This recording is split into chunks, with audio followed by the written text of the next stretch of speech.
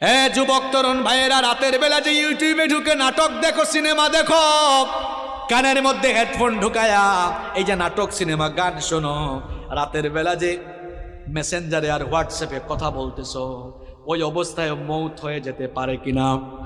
আসতে বলবেন না, জুড়ে বলেন মৌত হতে পারে কিনা? এই অবস্থায় যদি মৌত হয়ে যায় কি হবে?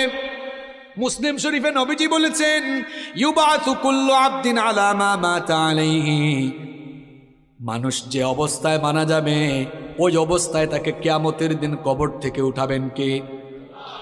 এই যে অনেক যুবক তরুণরা রাতের বেলা নাটক সিনেমা দেখতে দেখতে নাপাক শরীরে নাপাক কাপড়ে ঘুমায়। কেন রে ভাই নাপাক থাকো? এই নাপাক অবস্থায় মৌত হয়ে যেতে পারে কিনা?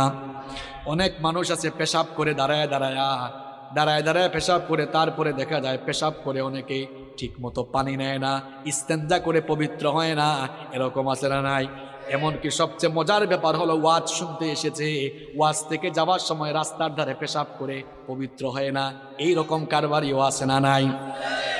এই ওয়াজ শুনতে আসছে, যাওয়ার সময় নাপাক হয়ে বাড়ি ফিরে যাচ্ছে।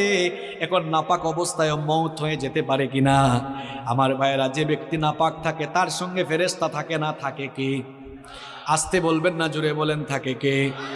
তো এই অবস্থায় যদি আপনি মারা যান, কিয়ামতের দিন কিংবা কবরে গিয়ে কিয়ামতের মাঠে আপনি কিভাবে আল্লাহর সামনে দাঁড়াবেন? আপনি তো নাপাক অবস্থায় দুনিয়া থেকে চলে গেলেন। এই জন্য কখনো নাপাক থাকা যাবে, কখনো নাপাক থাকা যাবে।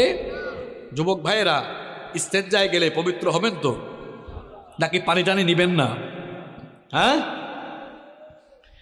পাপের চিন্তা মাথায় আসলে মৌতের কথা স্মরণ করবেন, মৌতের কথা স্মরণ করবেন, গুনাহ থেকে বাঁচতে পারবেন। যখন দুনিয়ার লোভ লালসা আর গুনাহ করার দিকে আপনার মন বেশি ঝুঁকে যায়, আমি আপনাকে বলবো দুইটা জায়গায় সফর আপনি তখন বাড়ায় দিবেন। জুড়ে কোন কয়টা? আমি কথাটা আবারও রিপিট করছি, শুনেন। যখন পাপের দিকে, গুনার দিকে আপনার মন বেশি ধাবিত হয়ে যায়, ঠিক তখনই আপনি দুইটা জায়গায় সফর করবেন। একটা জায়গা হসপিটাল, 2 নাম্বার জায়গা কবরস্থান।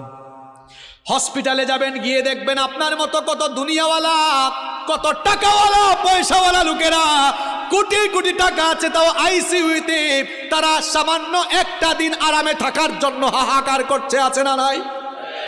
যে কালো টাকার জন্য, অবৈধ টাকার জন্য অন্যায় করছেন, গুনাহ করছেন, হসপিটাল গিয়ে দেখেন কত মানুষের টাকা তারে বাঁচাইতে পারে। একটু পর পর আইসিইউ থেকে লাশ বের হচ্ছে। এরপরে হাসপাতালে যাওয়ার পরেও যদি আপনার দিল নরম না হয়, তাহলে মাঝে মাঝে প্রেমবাগের কবরস্থানগুলোতে ভিজিট করবেন, গিয়ে দেখবেন আপনার মতো টাকাওয়ালা, পয়সাওয়ালা লোকেরা, ক্ষমতা